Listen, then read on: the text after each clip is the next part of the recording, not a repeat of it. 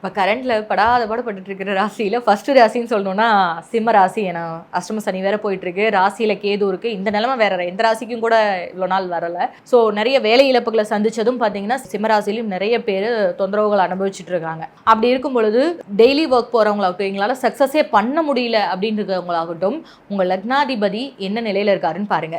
ரெண்டாவது விஷயம், சிம்மத்தில் பிறந்தவங்களுக்கு இயல்பாகவே பார்த்தீங்கன்னா தொழில், ஃபேமிலி லைஃப் ரெண்டில் ஏதாவது ஒன்று நல்லா இருக்கும், ஒன்று கேள்விக்குறியாக தான் இருக்கும். அதை கரெக்ட் பண்ணி கொண்டு போகிறதுக்கு சில வழிபாடு நீங்கள் செஞ்சுதான் ஆகணும். அதில் முதல் விஷயம், உங்கள் ஆத்மா மனசு ஒருநிலைப்படுத்துறதுக்கு டெய்லி நீங்கள் ஆதித்ய ஹிருதயம் கேளுங்க.